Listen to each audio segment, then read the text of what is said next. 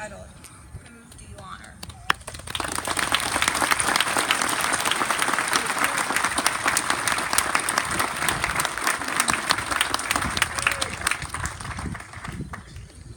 Good morning, everyone. Morning. Let's try that again. Good morning, everyone. Good morning, sir. That's better. Kind of like I do in the high school classrooms. Maybe there are some spirits inhabiting those bodies I see in front of me, and we're not up for a zombie apocalypse. First off, I want to welcome all of the distinguished dignitaries. I won't attempt to read the list because I wasn't given a list, and I'm sure I'll screw it up from memory. I also, first off, want to thank Mr. Joe Harris, from the Gastonia County Honor Guard, for inviting me to share my reflections this morning. I am truly honored to do so. And Joe, don't worry, I'll keep it under 45 minutes. When you consider Memorial Day, who do you honor? If you're a veteran like me, particularly this weekend, I'm sure you've heard many thank you for your service compliments and Happy Memorial Day greetings. When I receive those, I smile, I say thank you, but then I say, but Memorial Day is not about me. It's about those who have paid the ultimate price in service to our nation. If you're like me, the first images that come to mind are probably from battles on land, largely Army and Marine Corps, in various places around the world, and usually in very harsh environmental conditions. Or at sea, conflagrations caused by guns, torpedoes, bombs, or missiles. Or in the air, the waves of Allied bombers over Europe in World War II, who consistently took off, anticipating losses of 20%. I'm humbled to consider the legions of men and women who have given their lives in combat in service to our nation.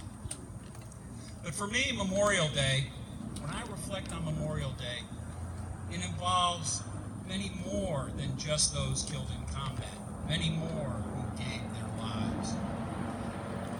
Each of us who wears or has worn the uniform did at one particular time, whether at a MEPS, part of some larger choreographed event, or for me in my recruiter's office, we raised our right hand at attention and said, I do hereby solemnly swear that I will support and defend the Constitution of the United States against all enemies, foreign and domestic. So help me God. And when each one of us did that, each and every one of us signed a blank check.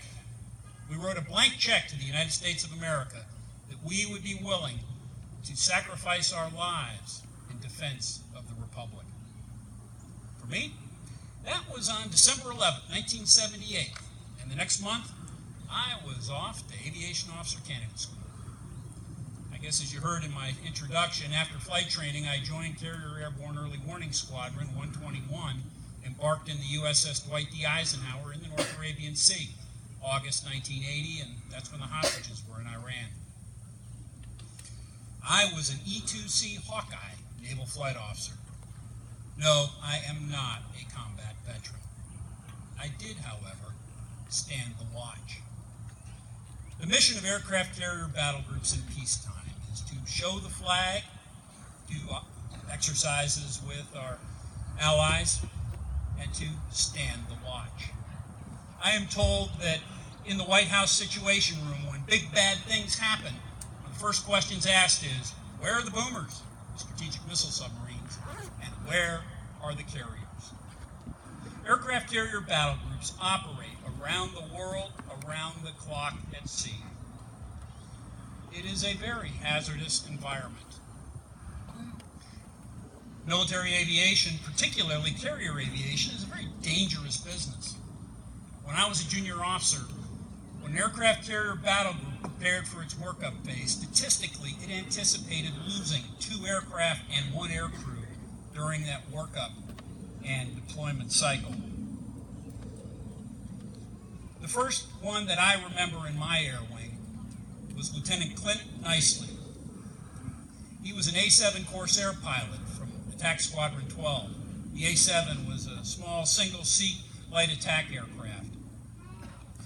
We were doing our workup phase operating around the clock in the North Atlantic in August and September of 1981, with our NATO allies off the coast of Norway.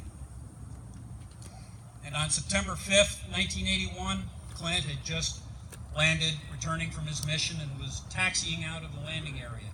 All of a sudden, he realized he lost his hydraulics and his brakes as he taxied toward the edge of the flight deck. A very brave, young, heroic airman realized what had happened and literally dove under the airplane, throwing a wheel chalk at the tire of the main mount in an attempt to stop the plane. Unfortunately, Clint's A-7 had a little too much momentum and rolled over that chalk and continued to the edge of the flight deck. Almost instinctively, Clint reached up for his ejection seat handles, but soon realized that he had teetered beyond the safe limits of that ejection seat. He then took his hands down, figuring he'd just ride the plane in and get out when he got in the water. Hey, we all survived the Dilbert Dunker in training. It's the same idea, right? After impact, there was no sign of Clint. I didn't really know Clint that well, but he, I do know, was married in a couple of weeks before we got underway for those exercises, and he was scheduled to transfer out upon our return. I want to remember Lieutenant Clinton nicely this Memorial Day. In the In Memoriam section of the cruise book from that deployment cycle that many have, there are 14 other names listed in there, most all of whom were the pilots and passengers from the C-1 COD cargo plane, nicknamed Mamie, it was the Eisenhower, that was shuttling passengers from ship to shore and flew into a mountain in Crete. Most of those passengers were going on emergency leave themselves, so there were already tragedies in their families. I want to remember the pilots and passengers of Mamie this Memorial Day. Another friend and squadron mate was Mike Yandell. Mike was a 1981 graduate of the Naval Academy. He was a thoroughly professional junior officer. Now, I'm sure many of you have heard and perhaps perpetuated the jokes about butter bars. I can tell you those really didn't apply to Mike. Mike was, in addition to being a naval flight officer in the E-2C Hawkeye, he took it on himself to earn his qualification as an officer of the deck underway on the Eisenhower during his squadron tour. And if you know anything about operations at sea, that is an almost unheard of achievement.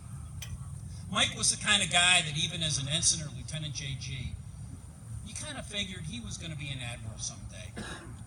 After his squadron tour was up, Mike got orders to Naval Test Pilot School, very prestigious orders. But then on July 15th, 1986, he was flying in an OV-1B test observation plane with his pilot and ran off the runway in Norfolk, Virginia, and flipped, killing both Mike and his pilot. I want to remember Lieutenant Michael Yandell and his pilot this Memorial Day. These 17 are but a very few of the thousands of men and women who have given their lives, not in combat, but while or because they were wearing the uniform of the United States military. Soldiers, sailors, airmen, and Marines killed in training, in support, in standing the watch.